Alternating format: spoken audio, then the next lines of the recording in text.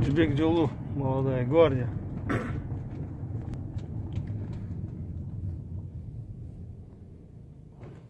Кечки саат 8-ден 5 минут өтті. Вот у нас в городе нету никого. Заправкалар пустой. Аркада ешким жок.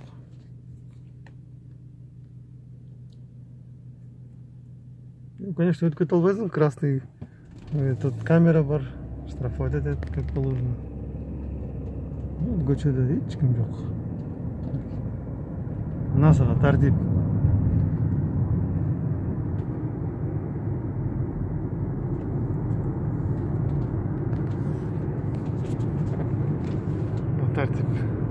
Тартип сактаган кыргыздарга молодец. Аллах таала разы болсун.